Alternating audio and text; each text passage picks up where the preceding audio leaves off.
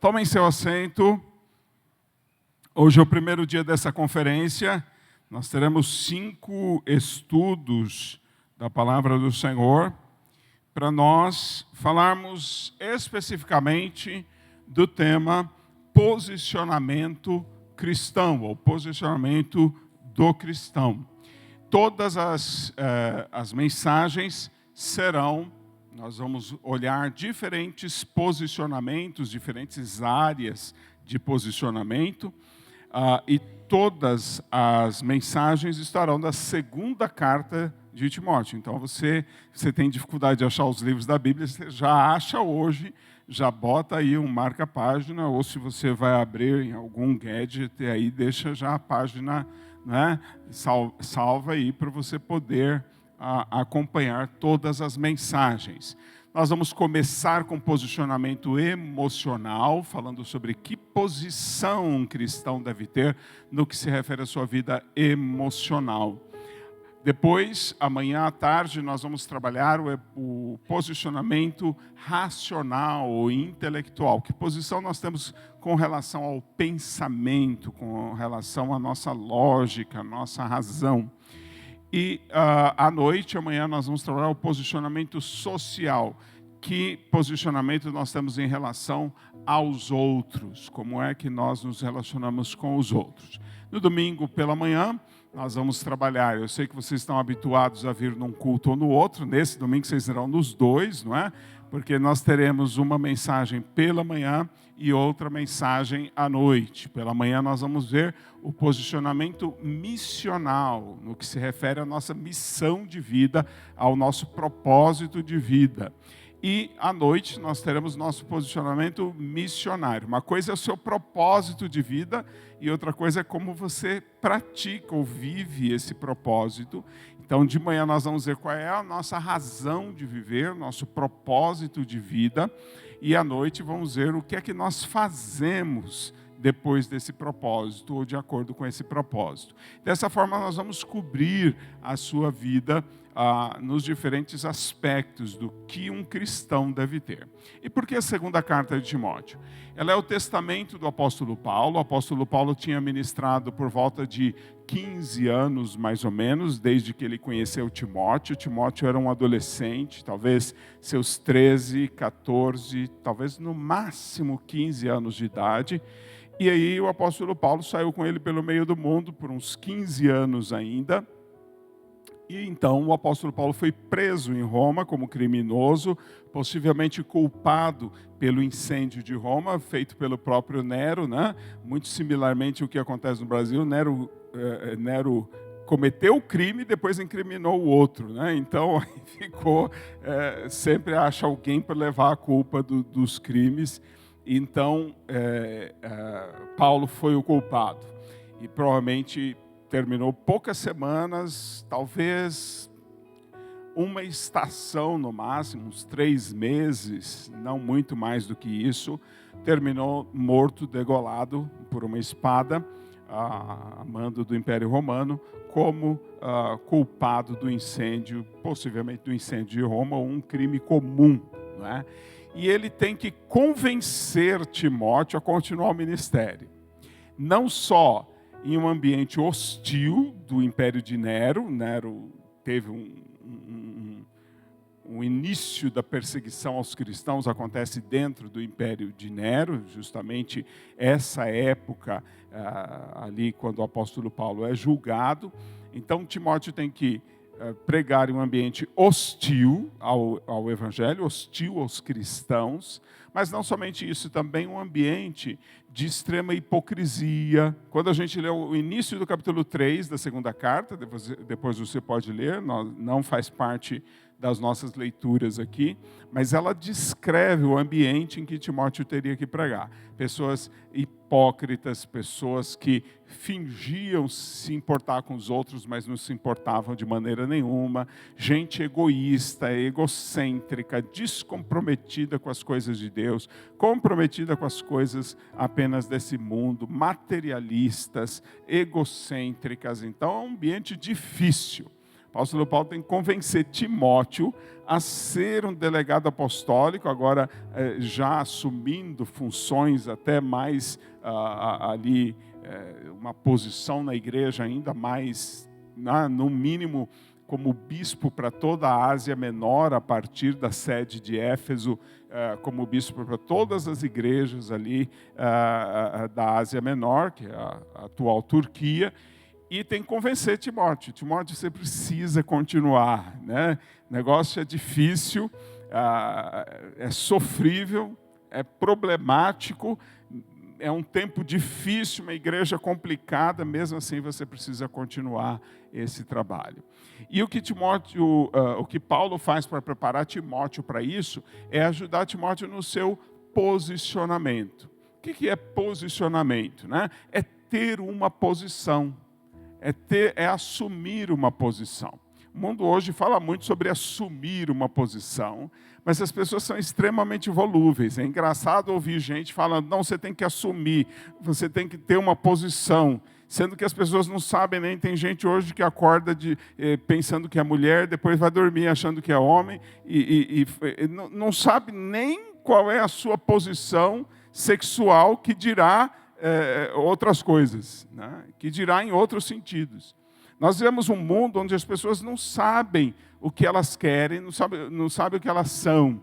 Elas são tão egoístas, tão egocêntricas, que elas perderam qualquer referência. Eu estava evangelizando algum tempo atrás, pouco tempo atrás, um rapaz, um jovem, e eu expliquei dessa forma para ele. Eu disse, olha, se um barco no meio do mar, ele perder todas as referências externas e concentrar-se somente na referência interna, ele está? E aí ele olhou para mim e disse, perdido. E aí deu um clique. Eu vi na cara dele se iluminando, né? E ele percebendo que o problema dele é que ele havia perdido todas as referências e estava tentando se concentrar só na sua própria vontade, só no seu próprio desejo, só nos seus próprios interesses. O individualismo destrói, o individualismo mata, o individualismo acaba com a pessoa. Ela não tem mais referência em Deus, o que Deus quer, o que Deus acha, o que Deus pensa não importa mais, o que a sociedade quer não importa mais, o que os pais querem não importa mais, o que o outro quer não importa mais, só importa o que eu quero. Você é um barco sem referência nenhuma. Você quer ser um barco que chega a um porto, que atinge um objetivo, que chega a ter um propósito. Você precisa de uma bússola que aponte para o norte, lá fora de você. Você precisa de um farol que te guie. Você precisa da palavra de Deus dizendo para você qual é o caminho que você deve seguir. Não procure a referência em você, porque senão você está perdido, como está perdida toda essa geração. Você precisa buscar em Deus, qual é o meu norte, qual é a direção que eu devo seguir, qual é a tua orientação para mim. Então o apóstolo Paulo, no meio de uma geração egocêntrica, no meio de uma geração individualista, no meio de uma geração hipócrita, que desconhece a verdade, que relativiza todas as coisas, é só olhar o capítulo 3 e ver se cada descrição não se parece com a nossa época, não se parece com o que nós estamos vivendo. E no meio dessa geração, no meio desse povo, o apóstolo Paulo tem que dizer, Timóteo, você tem que ter um norte. Timóteo, você precisa ter uma posição. Timóteo, você tem que ter uma direção clara. Nas suas emoções, em como você se sente interiormente. Uma direção para o seu pensamento, para a sua razão.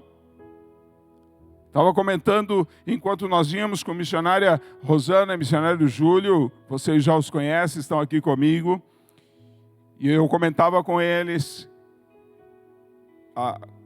Jonas, porque estou meditando, escrevendo acerca desse momento de Jonas, e principalmente quando o Senhor disse, essa geração não vai receber nenhum outro sinal, a não ser o sinal do profeta Jonas.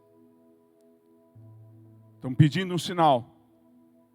Não adianta sinal, não adianta milagre. As pessoas veem os sinais de Deus, veem as coisas de Deus e no dia seguinte elas já estão desviadas novamente. Não adianta. Não adianta quantas pessoas estão desviadas que foram alvos de milagres maravilhosos do Senhor. Se esqueceram. Não adianta. Mas há um sinal, o sinal do profeta Jonas. O sinal do profeta Jonas foi suficiente para converter Nínive. E quando a gente lê o livro do profeta Jonas, Nínive estava na situação em que nossa sociedade está. Eram pessoas que não sabiam discernir entre a mão esquerda e a mão direita. Não sabiam discernir o que é certo e o que é errado. Essa geração não sabe mais o que é certo e o que é errado. Nossa sociedade não sabe mais o que é certo e o que é errado. A referência moral para o pensamento, para decidir, se perdeu. As pessoas não têm mais direção. Então nós vamos ver também, como Timóteo viu do apóstolo Paulo, direcionamento intelectual, direcionamento racional. Qual é o nosso posicionamento para que a gente possa pensar corretamente? Direcionamento social, com quem que eu me relaciono, com quem que eu ando. Dizia um ditado antigo, dizia, diz-me com quem andas e eu direi quem tu és. Agora está difícil. Porque as pessoas acham que isso não importa mais, andam com qualquer um, desde que seja conveniente, desde que traga dinheiro, traga interesse. Fazem e se associam com qualquer tipo de pessoa. Mas o que que tem? O que que tem? Não é? Referência missional. Qual é a sua missão de vida? Para que você está vivo? Para que você existe? As pessoas não sabem mais. Não sei para que eu estou vivo. E essa é a razão da depressão. Você não saber para que você existe é a razão da depressão, da ansiedade. De andar tomando ansiolítico, depressivo, porque não sabe para que existe. Não tem rumo, não tem orientação, não tem condução, não sabe para onde vai, fica angustiado, fica depressivo, ansioso, ansiosa. Não é? Alguns chegam ao extremo aí da anorexia, de se cortar, de fazer outras, ou então de ficar fazendo maratona aí nos streaming, nos canais de streaming, né? Tomando sorvete, comendo pipoca e assistindo 14 horas de televisão por dia. Por quê? Porque não sabe para onde vai, não tem o que fazer, não tem um direcionamento. Não sabe para onde vai, então não tem agenda, não tem plano, não tem direção, tem ansiedade, tem depressão, tem angústia. É isso que sobra. E quando eu não sei qual é o meu propósito, eu também não sei o que eu devo fazer. Não tenho agenda, não tenho plano, não tenho ação. Essa conferência é para tratar do seu posicionamento. Do seu posicionamento. Eu comecei a meditar sobre isso algum tempo atrás. Eu comecei a examinar 126 passagens bíblicas preciosíssimas para falar sobre o nosso posicionamento. A Bíblia fala muito sobre nosso posicionamento. Muito. Fala muito sobre isso. Uma série de passagens que eu examinei foram as passagens da teologia de Paulo, principalmente Paulo que usa essa expressão. Fora de Paulo, essas expressões só aparecem 4 vezes. A primeira expressão é em Jesus Cristo. Nosso posicionamento é em Jesus Cristo. Segunda expressão que o apóstolo Paulo usa dezenas e dezenas de vezes é em Cristo, semelhante a outra. Terceira expressão que ele usa frequentemente é no Senhor. Né? Em Jesus Cristo. Em Cristo. E em Kyrios. Essas 3 expressões cobrem todos os escritos do apóstolo Paulo. Pedro usa 3 vezes e João usa uma vez no Apocalipse. Nós vamos ver constantemente o apóstolo Paulo dizendo para os crentes aonde eles devem se posicionar, aonde eles devem tomar posição.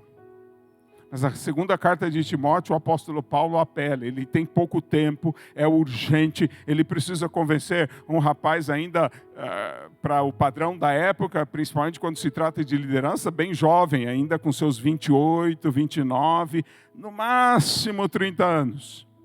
Precisa convencê-lo a se posicionar em um mundo que não tem posicionamento, em um mundo que não sabe o que quer, em um mundo onde as pessoas...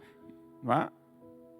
Precisa posicionar um rapaz tímido, meio indeciso, meio hesitante, um tanto quanto enfermo, não é? E o apóstolo Paulo precisa prepará-lo, porque ele precisa deixar alguém no lugar dele, agora que ele sabe que vai morrer.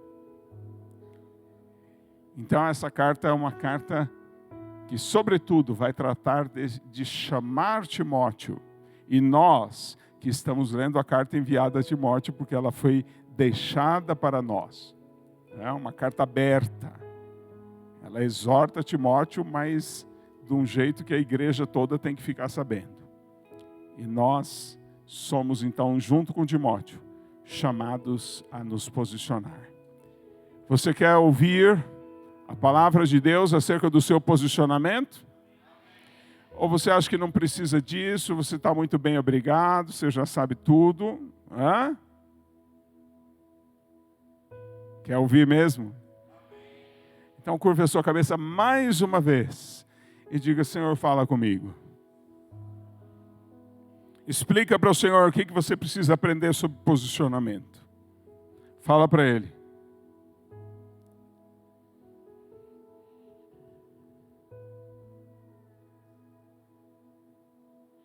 Senhor, usa a minha vida para dizer toda e somente a Tua palavra. Que não haja na minha boca nenhuma opinião, não haja na minha boca nenhum pensamento humano, mas somente a Tua palavra.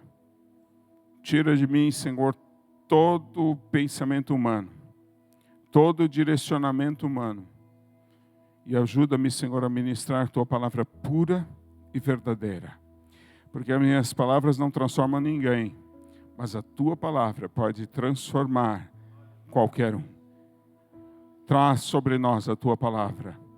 Ensina-nos a posição que devemos assumir e guia-nos em tudo isso.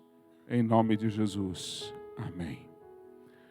Nossa mensagem de hoje está em 2 Timóteo, capítulo 1, versículos 2 a 7. O tema dessa mensagem: dou graças a Deus. Nós vamos falar sobre o posicionamento emocional do cristão. Como é que nós devemos nos posicionar na questão emocional? Esta é a geração Z, nascida a partir da internet, em 96, que mais, em todos os séculos passados, mais se queixa de enfermidade emocional. Praticamente todos os adolescentes e jovens se queixam de enfermidade emocional. Mas a geração anterior, nascida antes de 96, ela já se queixava de muita enfermidade. Não tanto quanto os jovens e adolescentes de hoje, mas já se queixava muito. Né? Essa geração nascida a partir das diretas já aí, né? Então ela também se queixava, aí dos anos 80, meados dos anos 80, ela já se queixava muito. Portanto, basicamente, as duas últimas gerações deixam, às vezes, perplexos os mais velhos, né? O pessoal que nasceu aí antes dos anos 80, às vezes fica pensando: o que há de errado com esse povo, né? Porque na nossa época, quem é mais velho, só ia em psicólogo quem estava louco. Hoje em dia é chique, né? O pessoal vai no cabeleireiro e fica trocando figurinha com a outra. Nossa, achei um psicólogo agora maravilhoso, né? Quer um endereço? Ai, me dá e tal, né? Agora tem, né? Parece bolsa de grife, né? O pessoal fica ali, né? Falando da moda, psicólogo, né? Né? Eu estou indo por, né, esse tipo de terapia, outro aquele tipo, né? Para quem nasceu antes dos anos 80, só ia no psicólogo quando estava doido. Estava meio pirado assim, aí ia no psicólogo, né? Agora é moda. O que aconteceu? Qual que é o problema? Né? O que há nessas gerações? E como é que nós podemos nos posicionar saudavelmente nas nossas emoções? Que posição a gente precisa assumir para que as nossas emoções sejam saudáveis? Eu não estou criticando quem vai ao psicólogo, né? Eu estudei muito psicologia, né? Continuo estudando, continuo escrevendo, trabalhando dentro dessa área. No entanto, você não pode ter doenças emocionais de estimação. Você precisa resolver sua vida emocional. E o apóstolo Paulo está orientando Timóteo, vamos resolver esse negócio. Né? Você vê, o cara está preso, uma prisão horrível, prisão Mamertina, era um buraco no chão, uma cisterna, um poço, uma caixa d'água, né? O apóstolo Paulo está preso lá dentro dessa caixa d'água, a comida vem lá de cima por um buraco, né?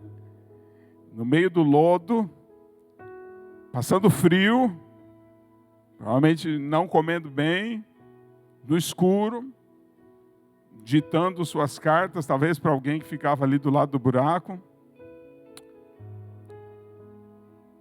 E ele está bem. Ele está muito bem. Está muito bem. E hoje em dia,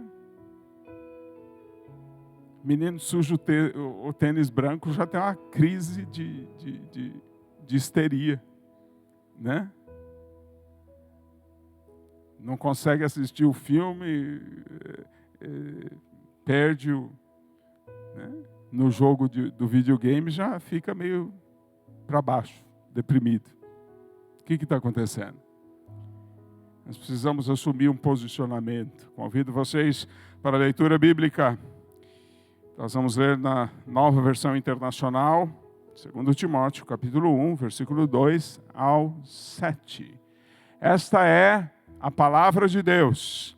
E a palavra de Deus diz assim: dou graças a Deus, a quem sirvo com a consciência limpa, como o serviram os meus antepassados, ao lembrar-me constantemente de você, noite e dia, em minhas orações. Lembro-me das suas lágrimas e desejo muito vê-lo, para que a minha alegria seja completa. Recordo-me da sua fé não fingida, que primeiro habitou em sua avó Lóide e em sua mãe Eunice, e estou convencido de que também habita em você. Por essa razão, torno a lembrar-lhe que mantenha viva a chama do dom de Deus que está em você, mediante a imposição das minhas mãos. Pois Deus não nos deu o espírito de covardia, mas de poder, de amor e de equilíbrio. Já disse que 2 Timóteo é o testamento do apóstolo Paulo. Já disse que faltam poucas semanas, e ele sabe disso. Talvez poucos meses, 3 meses, 4 meses.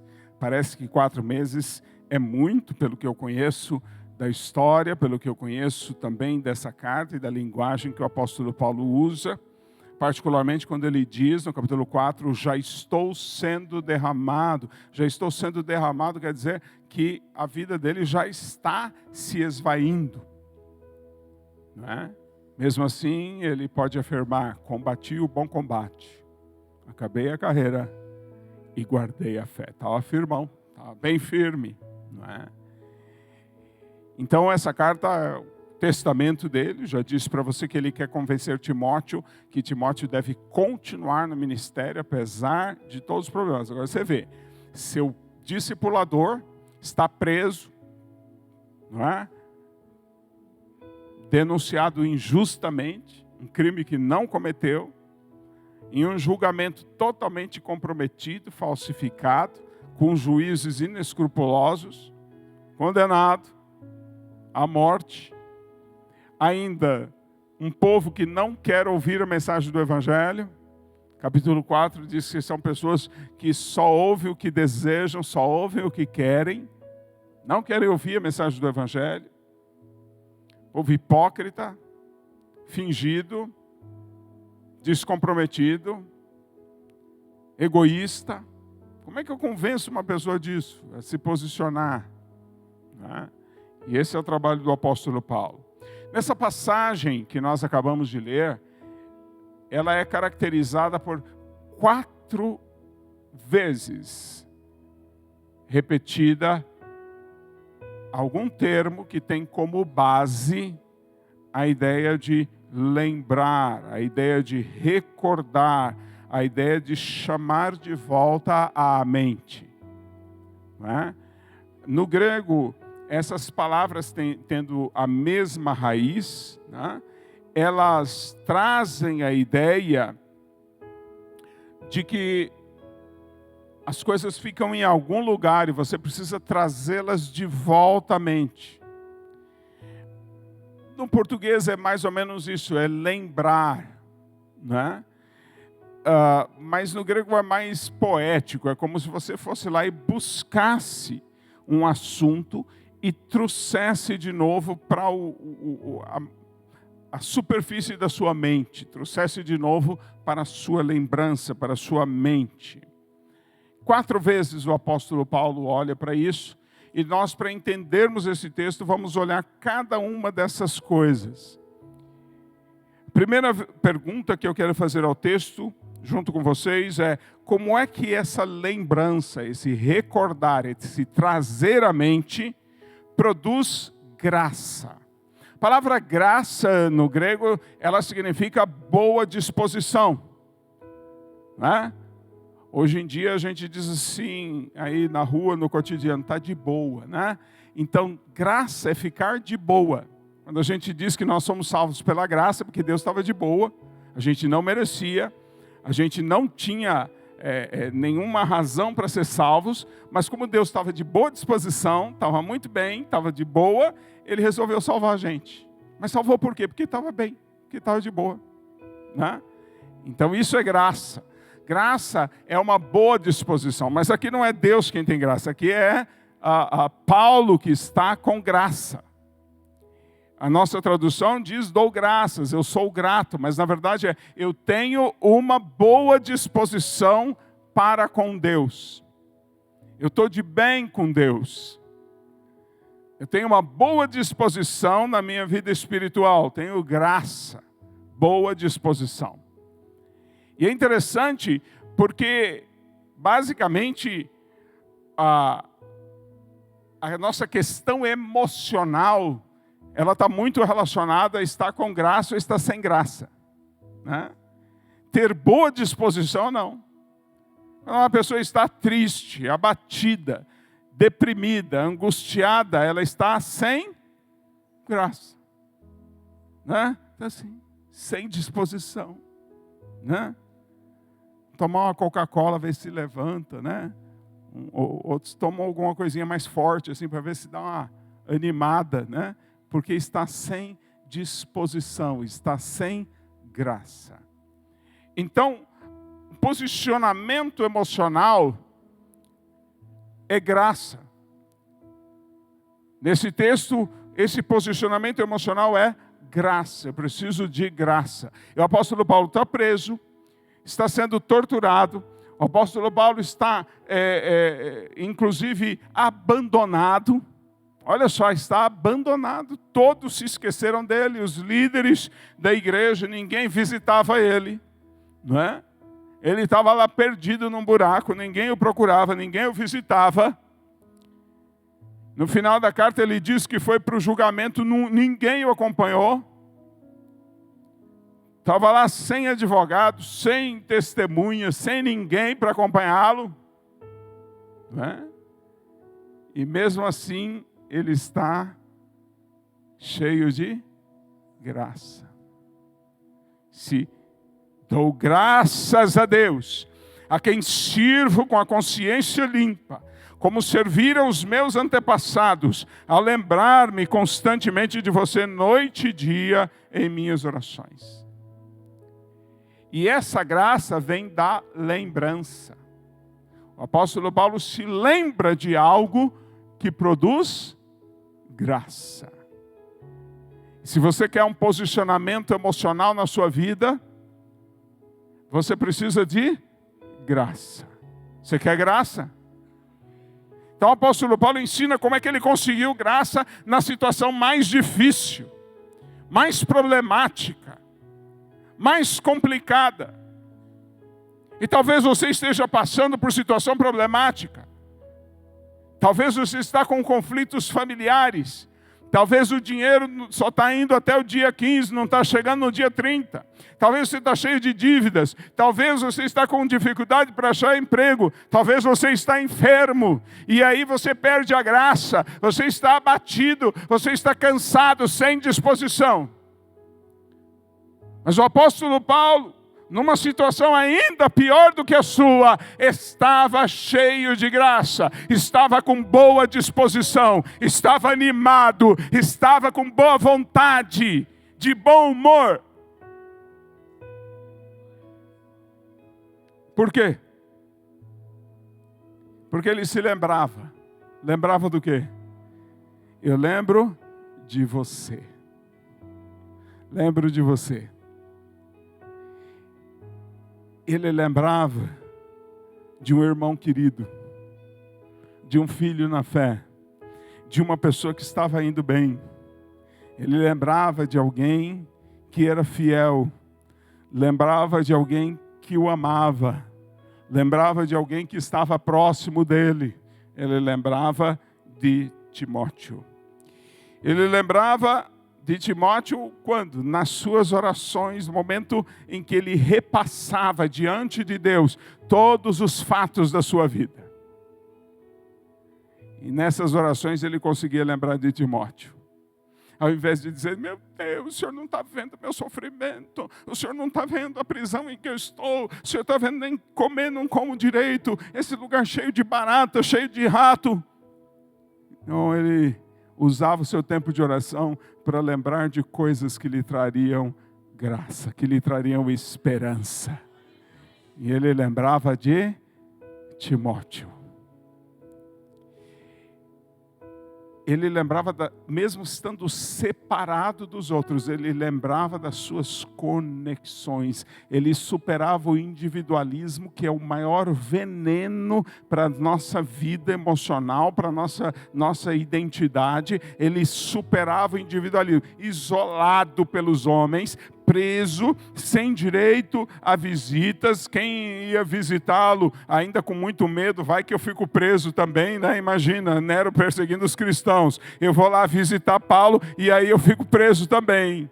Mesmo assim, um ou outro o achou, encontrou, mas ficava lá fora, gritando pelo buraco, ô Paulo, tudo bem aí? E Paulo está isolado pelos homens, mas ele mantém a identidade de corpo, ele mantém a comunhão do corpo, ele está ligado com os outros membros, ele está ligado com os outros irmãos. Eu me lembro de você. Eu me lembro de você. Esses laços de amor.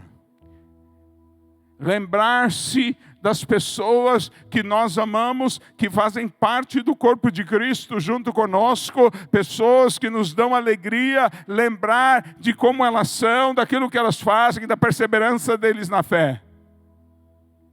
Principalmente lembrar-se de alguém que era bem mais jovem do que ele. Paulo talvez estivesse perto, aí em torno dos seus 60, e agora ele se lembra de Timóteo, que tem metade da idade dele ou menos, e que vai continuar mesmo depois que ele partir desse lugar.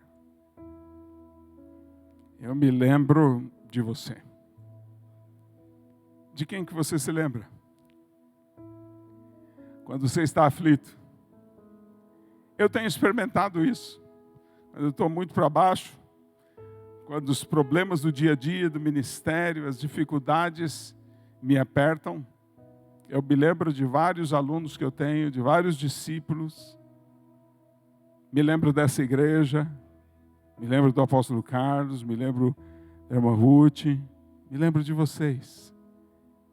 E eu fico animado. Eu acho que vale a pena continuar. Porque eu tenho amigos queridos. Porque eu tenho irmãos queridos, discípulos queridos. Eu me lembro das pessoas. Gente, o egoísmo acaba com a gente, o egocentrismo, quando você só pensa em você, quando você só pensa nas suas necessidades, quando você só pensa nos seus interesses, quando você só pensa nos seus desejos, quando você só pensa nos seus problemas, isso te acaba, isso te destrói.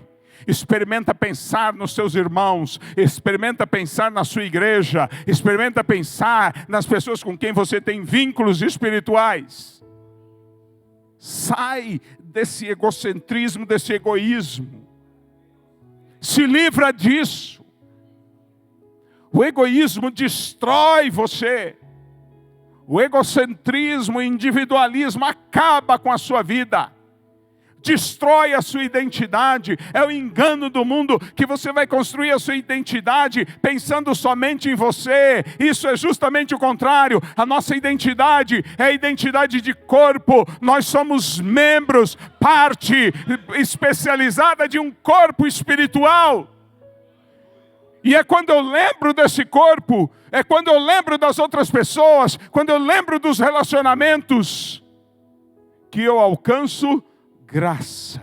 E o apóstolo Paulo começava a se lembrar, nas suas orações, no momento da sua reflexão, no momento de falar com Deus, ele começava a se lembrar do corpo de Cristo, começava a se lembrar de Timóteo, e daqui a pouco ele estava de bom humor, daqui a pouco ele estava bem, porque não era só o problema dele, só a necessidade dele, só o interesse dele. Eram os outros. Era a igreja, era o corpo de Cristo, eram as outras pessoas. Lembrar-se dos outros produz graça. A segunda pergunta é: como é que a lembrança produz alegria? Olha o versículo 4. Lembro-me das suas lágrimas e desejo muito vê-lo, para que a minha alegria seja completa. Do que é que o apóstolo Paulo se lembrava? Se lembrava das lágrimas. Lágrimas aqui, o apóstolo Paulo está se referindo a algum evento, algum fato, alguma situação em que Timóteo chorou. Possivelmente a despedida, quando Paulo saiu de Éfeso em direção a Roma. Quem sabe já sabendo que a situação estava muito complicada em Roma e que havia risco mesmo de acontecer o que aconteceu. Possivelmente Timóteo se abraçou com ele e chorou muito. O amor de Timóteo. E disso que Paulo se lembrou. Do cuidado de Timóteo por ele. É disso que Paulo se lembrou. Se lembrou do amor de Timóteo. Das lágrimas, da compaixão de Timóteo. É disso que ele lembrou. E quando é que ele se lembrou disso? O que acontece? Em que situação? Uma situação de saudade. Se eu tenho saudade de você, eu desejo muito te ver.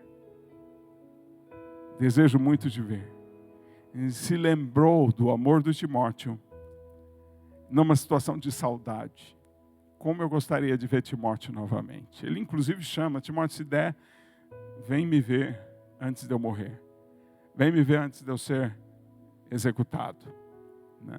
E se apressa, vem logo. Vem logo, antes da próxima estação. Né? Essa saudade. É nessa situação que ele se lembrou de quanto Timóteo o amava. E essa lembrança produz o quê? Produz alegria. Ele se alegrava ao lembrar desses momentos com Timóteo. E ele desejava vê-lo, tinha saudade, para que a sua alegria fosse ainda maior. para que a sua alegria fosse completa. Ele já tinha alegria na lembrança. Mas essa alegria que ele encontrava na lembrança fazia com que ele buscasse mais daquilo que ele se lembrava. Não é? Será que hoje à noite, ou amanhã pela manhã, quando você passar por alguma dificuldade, você vai se lembrar de ter estado aqui hoje, de ter abraçado os irmãos, de ter recebido um carinho, de ter recebido uma palavra de atenção? Ainda mais do que isso, né? Eu fico imaginando Timóteo, pensando, puxa vida, que bom que eu chorei naquele dia abraçado com o apóstolo Paulo. Que bom que eu expressei meu sentimento por ele. Porque essa lembrança trouxe alegria para ele lá na prisão. E trouxe para ele o desejo de receber mais desse carinho, mais desse amor. Olha só. Você está deixando uma boa lembrança hoje no seu irmão que está do seu lado. Você não sabe se ele vai passar por uma aflição ou se ele vai passar por alguma dificuldade. Ele vai precisar dessa lembrança. Eu quero dar para você a chance de olhar em volta. Vamos fazer uma bagunça santa aqui hoje. Eu quero que você se levante do seu lugar e dê um abraço no seu irmão, um sorriso. Se você quiser chorar no ombro dele, chora também. Abraça ele, para que ele se lembre de você quando ele passar por dificuldade. Para que ele se lembre do seu carinho, se lembre do seu amor quando ele passar por dificuldade. Para que ele se lembre que é amado, para que ele se lembre que ele tem um lugar no seu coração, que ele tem uma posição nessa igreja, que ele tem uma posição no meio do corpo de Cristo. Oh, aleluia! Deixe uma lembrança agora. Deixe agora uma lembrança para o seu irmão. Dá um sorriso bem bonito. Dá um abraço bem forte. Deixe uma lembrança. Porque essa lembrança produz alegria.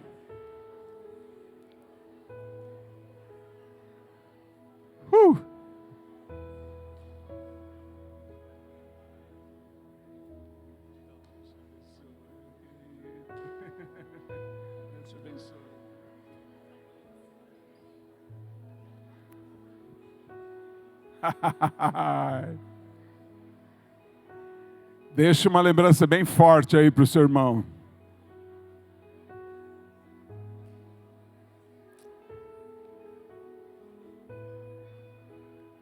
Glória a Deus.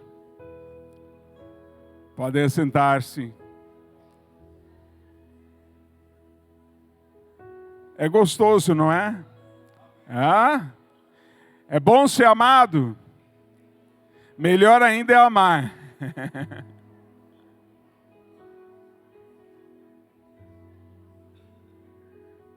Que bom. Podem sentar-se. Agora, quando você passar por alguma dificuldade, lembre-se desse abraço que você recebeu. Lembre-se de que alguém te ama. Lembre-se que você é amado nesse lugar. Lembre-se que tem alguém para sorrir para você aqui. E no meio da dificuldade, no meio dos problemas, no meio das dificuldades emocionais, dos sofrimentos emocionais, a lembrança do abraço, a lembrança do choro, a lembrança do amor, de estarem juntos, de quererem uns aos outros, vai trazer alegria para o seu coração. E sabe do que mais? A alegria do Senhor é a nossa força. A alegria que nós encontramos estando na presença do Senhor, junto com os nossos irmãos, é a nossa força no meio da fraqueza, no meio dos problemas, no meio das dificuldades. Nossa posição emocional é essa. Nós temos do que nos lembrar no meio das dificuldades. Difícil é quem passa por dificuldade e não consegue se lembrar de um abraço, não consegue se lembrar de um sorriso, não consegue se lembrar de alguém que lhe ame, que alguém que se importe com ele. Mas a sua igreja se importa com você. Seus pastores se importam com você. Seus irmãos se importam com você. Você é amado nesse lugar. E essa é a sua posição emocional. lembre-se dos seus irmãos, do carinho deles, da importância que você tem para eles. E deixe que essa lembrança encha o seu coração de alegria. Terceira lembrança. Como é que a lembrança produz convicção? Olha lá, versículo 5. Recordo-me da sua fé não fingida, que primeiro habitou em sua avó Lóide e em sua mãe Eunice. E estou convencido de que também habita em você. Lembrar do quê? Lembrar da sua fé não fingida, sem hipocrisia. O apóstolo Paulo começou a lembrar da fé do outro. Que ele não estava sozinho na fé. Que ele não acreditava sozinho. Mas que havia um do lado dele que acreditava na mesma coisa. Que acreditava do mesmo jeito. E essa fé que o apóstolo Paulo viu na história de Timóteo. Quando é que ele viu isso? Quando é que ele se lembrou disso? De todos os momentos que ele esteve com a mãe de Timóteo, com a avó de Timóteo, e viu que elas também eram mulheres de fé e que transmitiram essa fé para Timóteo. Mas esse lembrar-se da fé de Timóteo produziu em Paulo, sabe o quê? Convicção. É a mesma palavra da fé. Produziu fé em Paulo. Ver a fé do outro produziu fé em Paulo. Irmãos, no meu ministério que eu compartilho com os nossos missionários, nós estamos lutando pela igreja de um modo geral, mas principalmente lutando pelos jovens. E infelizmente uma das coisas que a gente lida é com desvio dessa geração. A gente via no carro falando de jovens que nós investimos muito na vida deles e que se desviaram e que se envolveram com o pecado e que se tornaram escravos do pecado. Isso dói no coração da gente. E essa dor ameaça acabar com o nosso ânimo, enfermar a gente se sente doente, se sente para baixo, se sente deprimido, lembrando das pessoas que se desviam. Mas sabe o que traz para nós? Fé, firmeza, de que nós estamos no caminho certo, convicção de que é assim que funciona, certeza de que nós devemos continuar, certeza de que nós devemos continuar batalhando. São inúmeros jovens que nós abençoamos, treinamos, ensinamos e que permanecem firmes no meio da luta, no meio da dificuldade. Talvez você olhe o mundo todo caindo ao seu redor. Mas quando você começa a olhar para os irmãos que estão firmes, o remanescente de Deus. Elias estava se acabando, Elias queria morrer. Elias teve pensamentos suicidas, Elias entrou numa depressão profunda. Elias se sentiu quebrado, cansado, abatido, deprimido, desesperado, desesperançado. Cá entre nós, ele atentou inclusive contra a própria vida, porque quem entra no deserto, caminho de um dia, sem água, sem comida, é porque não pretende voltar. Ele só não levou um revólver porque não tinha inventado ainda. Veneno de rato acho que também não tinha. Mas sentou embaixo de uma arvorezinha descabelada lá e disse: Senhor, basta, não quero mais viver, quero morrer. Sabe por quê? Porque ele olhou somente para os desviados. Ele olhou somente para as pessoas sem fé. Olhou somente para os idólatras, olhou somente para os pecadores, olhou somente para aqueles que abandonaram o Deus de Israel, olhou somente para aqueles que não queriam mais seguir a Deus. Mas quando ele chegou no Horebe, Deus olhou, disse para ele: Elias, olha aqui, eu tenho 7.000 que não dobraram os seus pés a Baal, 7.000 pessoas fiéis, 7.000 pessoas que continuam adorando, continuam perseverando, continuam firmes.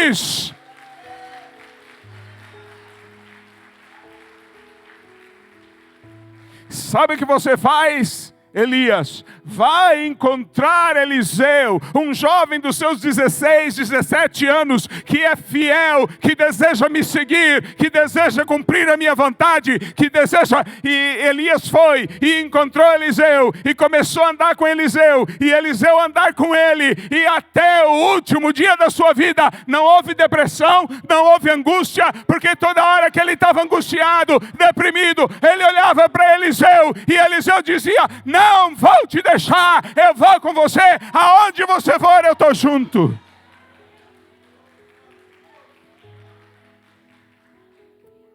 Foi o que Paulo fez também. Ao invés de ficar deprimido e angustiado, olhando para todos os que haviam se desviado, todos que haviam apostatado, tanta gente ruim, tanta gente problemática, tanta gente se desviando, se apostatando. Ele olhou para Timóteo, que permanecia firme. Ele disse: Timóteo, eu lembro de você, eu lembro da sua fé sem hipocrisia, eu lembro da sua fé que vem desde a sua mãe, desde a sua avó, e você continua firme. E isso me traz convicção, isso me traz certeza. Eu estou convencido, estou convicto. Tenho certeza. Uma coisa importante para a nossa vida emocional é a certeza, é a convicção. Quando você não sabe se vai dar certo ou não, quando você não sabe que se está certo ou não, se esse é o caminho ou não, a indecisão acaba com as nossas emoções. Mas quando você tem certeza, quando você tem convicção, aí você fica bem. Pode chicotear, pode prender, pode ter rato, pode ter barata, pode estar no meio do lodo, pode estar ameaçado de morte. Mas quando você tem certeza, quando você tem essa convicção, nada te abala. E o apóstolo Paulo conseguiu essa certeza, essa convicção, olhando para a fé de Timóteo, olhando para Timóteo, olhando para aqueles que continuavam, olhando para aqueles que estão firmes. Olha aqui em volta de você. Olhe para o seu irmão que está do lado, atrás, na frente, e deixa que essa convicção encha o seu coração. Tanta gente fazendo tanta coisa errada, tantas famílias sendo destruídas, tanta gente caindo na roubalheira, na corrupção, e parece que vai ficar pior. Mas olha para os 7.000 que não dobraram seus joelhos a Baal. Olha para o remanescente de Deus. E se encha de fé, se encha de convicção. Saiba que Deus está no controle. Saiba que o corpo de Cristo continua vivo, continua firme. A igreja do Senhor continua marchando vitoriosa.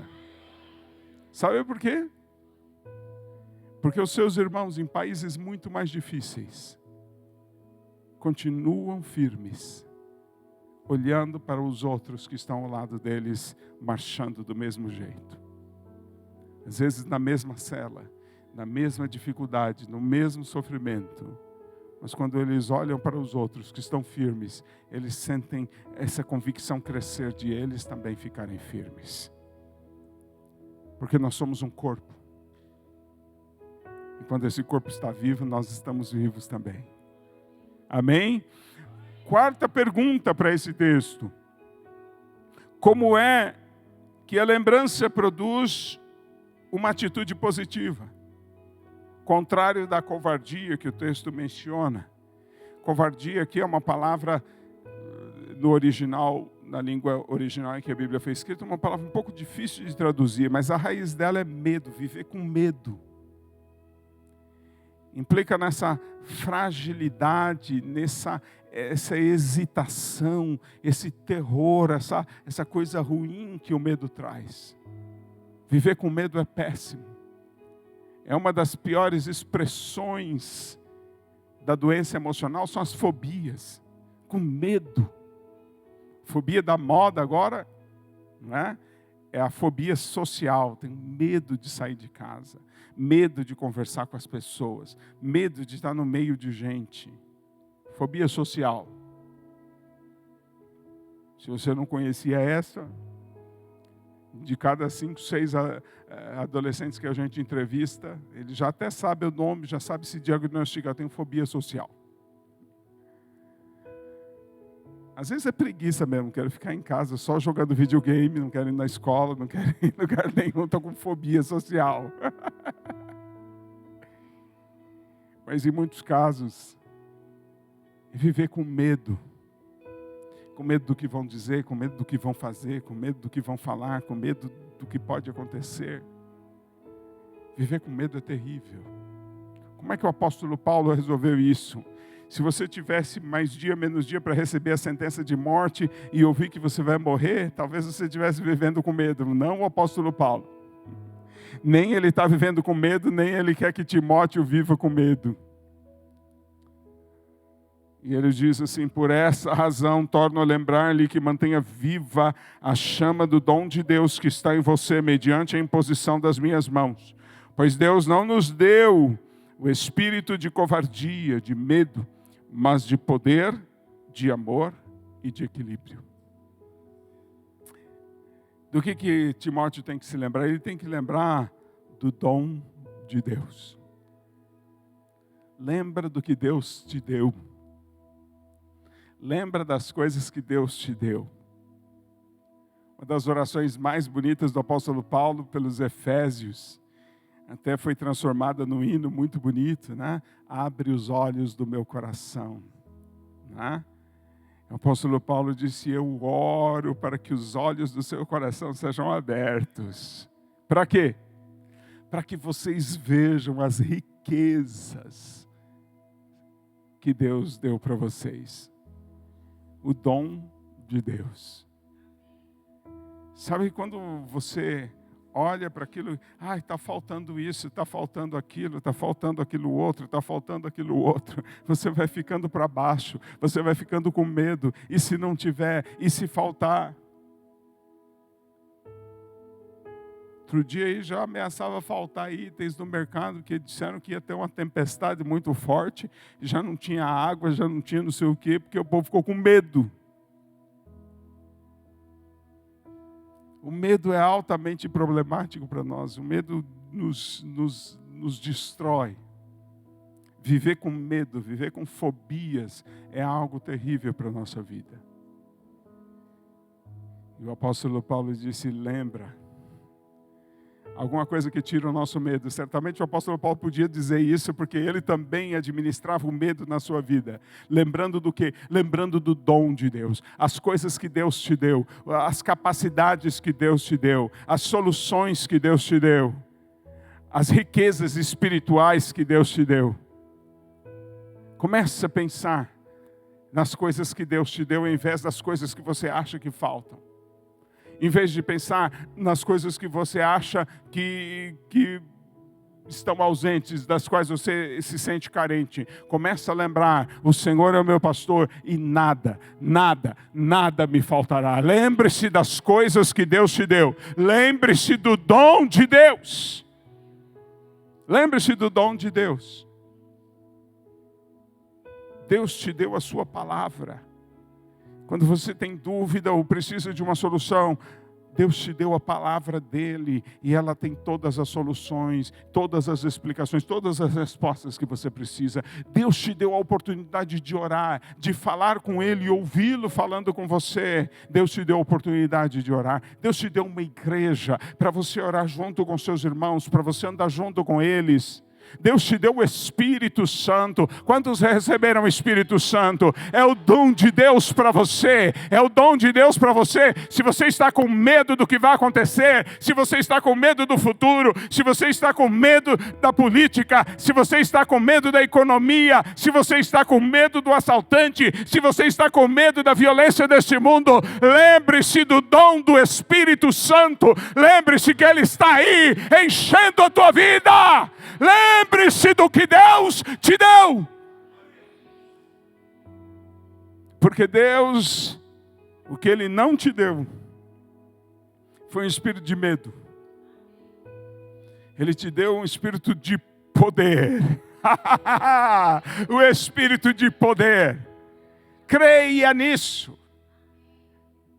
Esse poder no original é Dunamis é habilidade. Muita gente não entende habilidade como poder.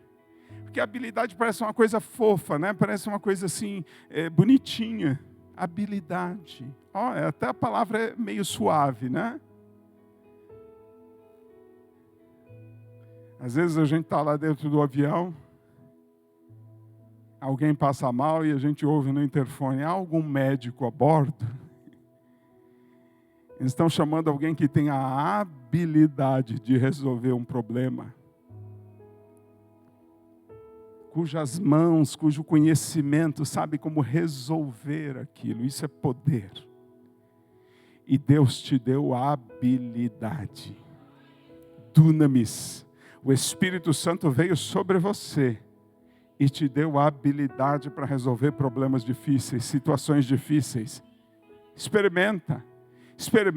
Está difícil? Qual é o problema que você está enfrentando na sua família, nos seus relacionamentos, na sua vida? Qual é o problema que você está enfrentando? Comece a pedir o enchimento do Espírito Santo. Diga: Senhor, o teu Espírito é que me habilita, o teu Espírito é que me dá habilidade, e daqui a pouco virá a sabedoria, virá o entendimento, e você vai saber do Espírito de Deus como agir com seu filho, como agir com seu parente, como agir com seu empregador, com seu patrão, com seu empregado. Deus vai te dirigir, porque o Espírito dele te deu um espírito de habilidade. Mas não somente isso, ele te deu um espírito de amor.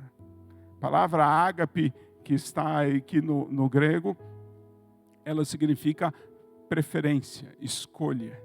É um espírito que sabe escolher. Eu escolho isso ou isso. Eu vou para a esquerda ou vou para a direita. Eu faço assim ou faço assado. Deus te deu um espírito de amor, que sabe escolher o que é bom, que sabe escolher o que é certo, que sabe escolher o que é correto. Uma das coisas que mais produz medo na gente é não saber escolher. Relatos de medo, a gente ouve as pessoas dizerem: fiquei paralisada, não sabia o que fazer. Pois eu vou te dizer uma coisa: lembre-se do dom de Deus, porque o dom de Deus para você é um espírito de amor, de saber o que escolher, de saber o que é melhor, de saber o que fazer. Mas Ele também nos deu um espírito de moderação. Essa palavra no grego é sofroneo.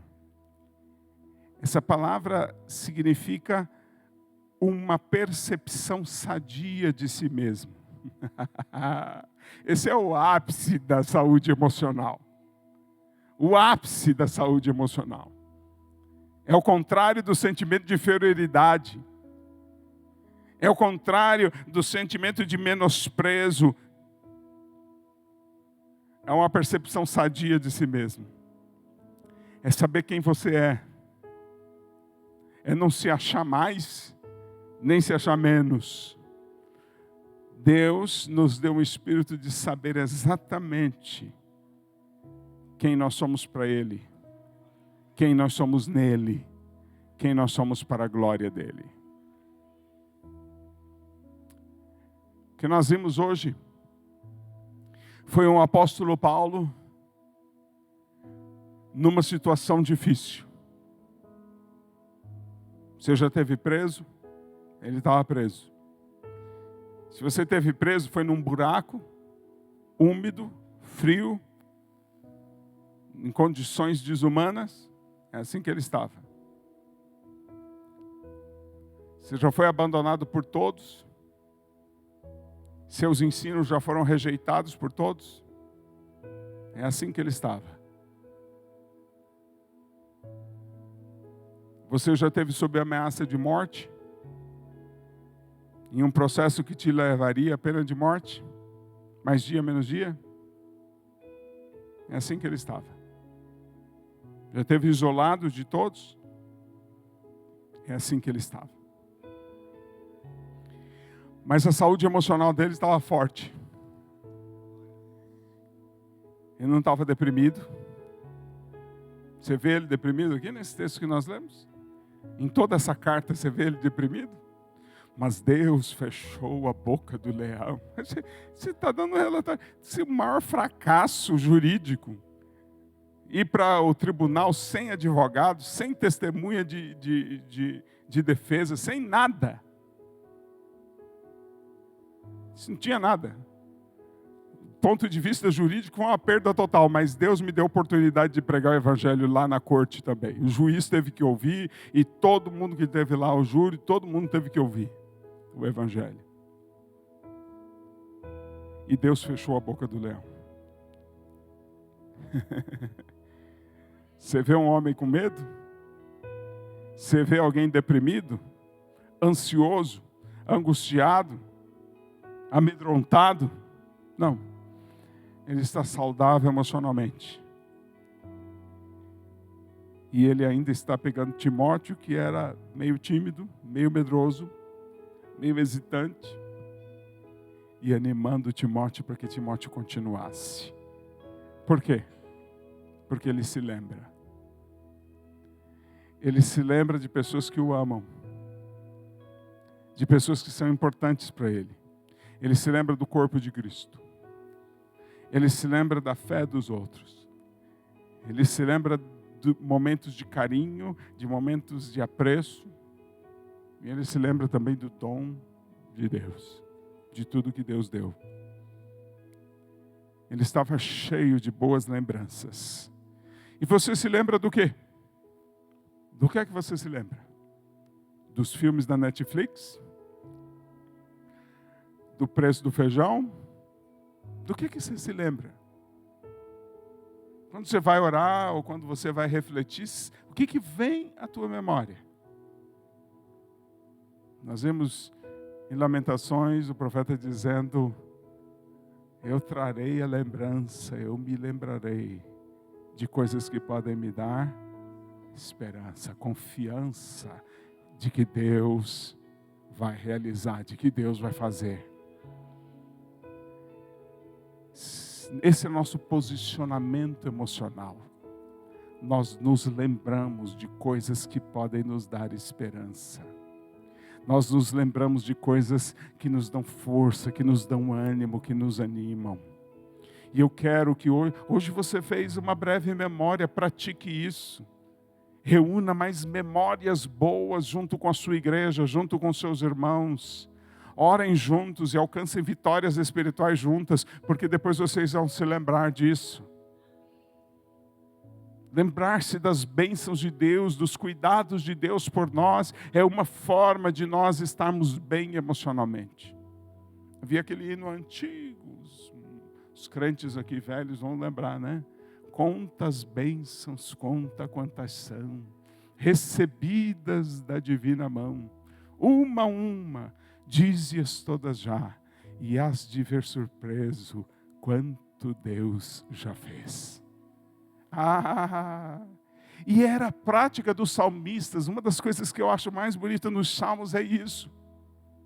O salmista está passando por problema, está afundado, rodeado de inimigos, com todo tipo de problema. Aí ele vai começar o salmo. Se é a gente, nós vamos começar já a chorar. Senhor, olha o inimigo. Senhor, olha os problemas. Senhor, olha as dificuldades. Mas o salmista não. Ele começa lá do Egito. Começa lá dos antepassados. Começa 1500 anos atrás, dizendo: Senhor, o Senhor tirou o nosso povo do Egito. O Senhor fez atravessar o Mar Vermelho. O Senhor alimentou o povo no deserto. O Senhor derrubou Jericó. O Senhor nos deu cada cidade na terra prometida. O Senhor nos fez assentar nos lugares altos. O Senhor nos alimentou. O Senhor nos fortaleceu. E a fé vai crescendo. E a saúde emocional vai crescendo. A alegria vai crescendo. A ação de graça vai crescendo. A boa disposição vai crescendo. E aí ele termina dizendo: Senhor, agora o problema que eu estou passando é fichinha. Agora isso aqui é fácil. Agora isso o Senhor vai resolver rápido. Por isso eu te dou graça, por isso eu te louvo. E vai para frente,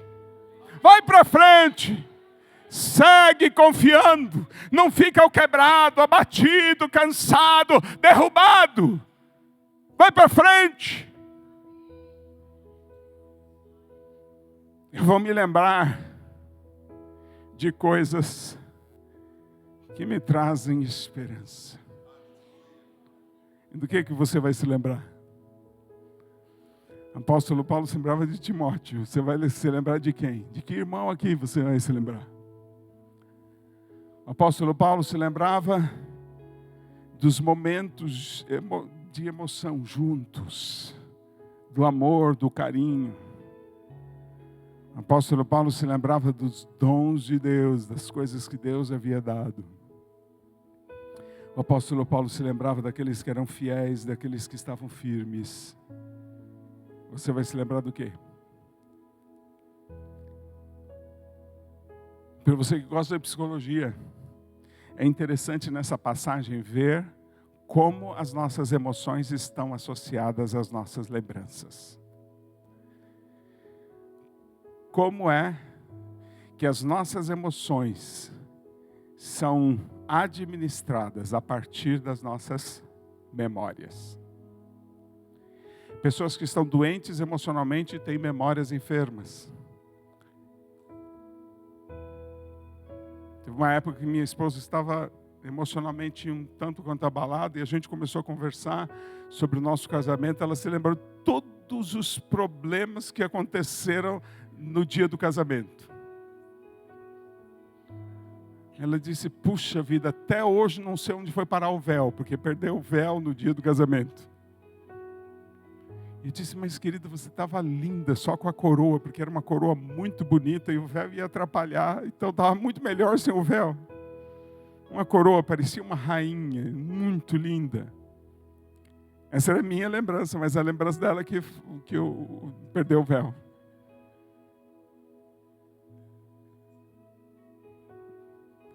O que eu quero mostrar para você é que as suas memórias, elas podem estar doentes. O jeito como você se lembra das coisas pode estar errado. Seu modo de se lembrar das coisas pode estar errado. Você está dando maior valor a memórias traumáticas, memórias ruins, memórias que não são boas, ou ângulos, modos de ver, modos de lembrar. As memórias, elas não são, na verdade, reais, elas são registros verbais. São palavras que definem as nossas memórias.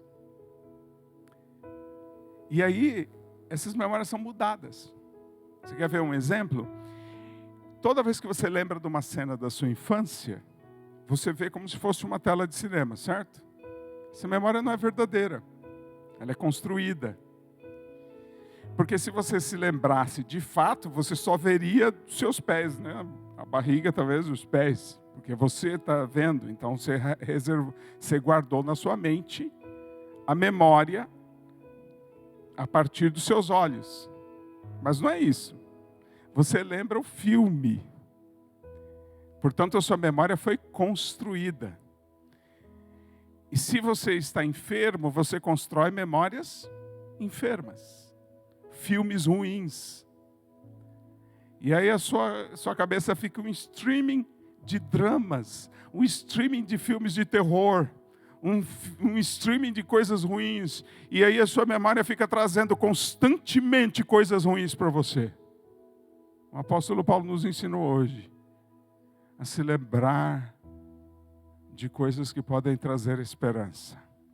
Coisas que vão vencer o medo, coisas que vão vencer a tristeza e trazer alegria, coisas que vão vencer a carência e vão trazer gratidão, vão trazer ação de graça, boa disposição.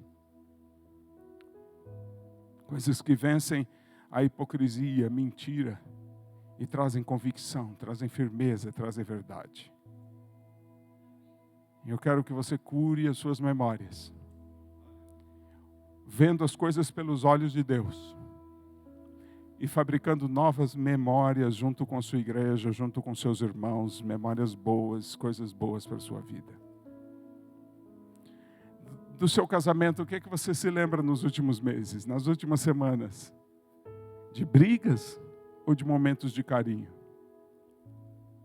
De discussões, atritos por causa da falta de dinheiro, por causa dos problemas financeiros?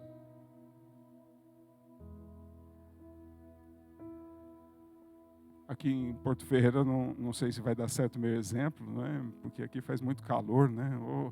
Mas eu Queria lembrar de casal tomando uma xícara de chocolate quente, assim. Um dia frio, né? Bem abraçadinhos. Memórias assim botam a gente para frente. Memórias assim fazem a gente continuar com ânimo. Para de construir memórias ruins na sua vida. Para de construir lembranças ruins na sua vida e comece a se lembrar de coisas boas, como o apóstolo Paulo mostrou para a gente. Lembra-se de Timóteo. Quem é o Timóteo que você vai lembrar? Lembra-se das pessoas que estão firmes na fé, que são modelos de fé. Lembre-se de ser você também um modelo para outros se lembrarem de você. Lembre-se do dom de Deus, das coisas boas que Deus deu para você. Amém? Você quer fazer isso? Quantos receberam a palavra de Deus? Quantos ouviram Deus falando com você hoje? Amém?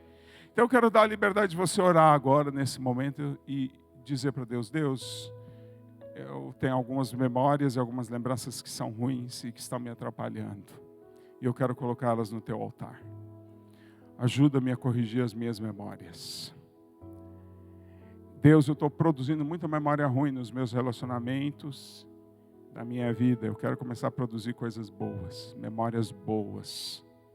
Me ajuda a produzir memórias boas. Quem sabe hoje você ainda queira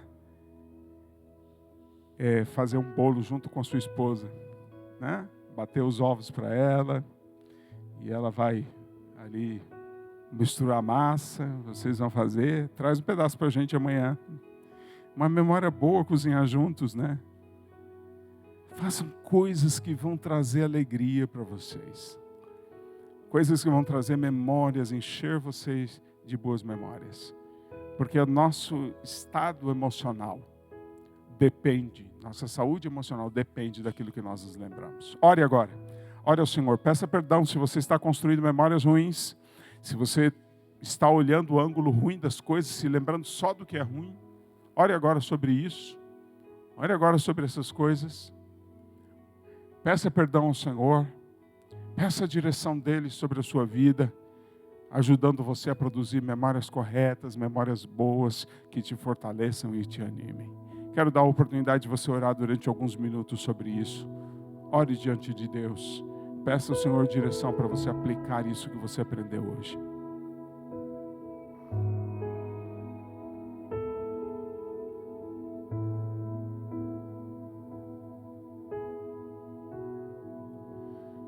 Senhor meu Deus, essa é a tua palavra e eu entreguei como recebi de ti. O apóstolo Paulo mostrou, Senhor Jesus, no momento difícil da sua vida, que ele se lembrava de coisas boas ao Senhor para permanecer firme, e ele mostrou isso também a Timóteo como fazer. E nós ouvimos isso do Senhor.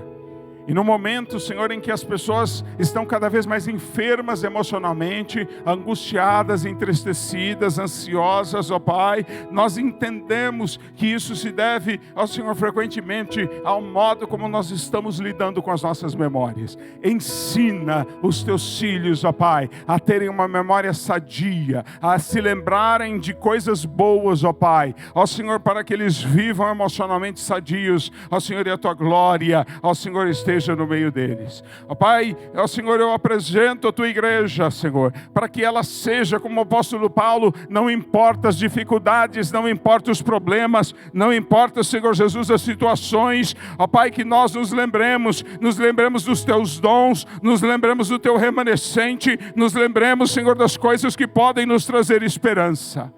Ó Pai, mas sobretudo, Senhor, o Senhor nos deu um espírito de habilidade, um espírito de poder, e esse Espírito Santo que está dentro dos teus filhos, ó Senhor, que está na nossa vida, ó Pai, que Ele nos dirija, Senhor Jesus, ó Senhor, a purificar as nossas memórias, a não nos lembrarmos de coisas que nos deprimem, que nos angustiam, não nos lembrarmos daquilo que achamos que nos falta, daquilo que nós somos carentes, mas nos lembrarmos daquilo, Senhor, que o Senhor já nos tem dado e pelo qual nós somos gratos. E no teu nome, Senhor, eu abençoo o teu povo. com a tua bênção, Pai. Para que eles sejam, Senhor Jesus, alegres, convictos, corajosos, gratos. E nisso tudo o teu nome seja glorificado. Essa é a nossa oração e nossa súplica, em nome de Jesus. Amém e amém. Agradeço o Senhor por essa palavra, que não é minha, é dele. É a palavra de Deus. Louve o Senhor agora, exalte Ele, aplauda o Senhor. A Ele seja a honra e a glória para todos sempre. Amém.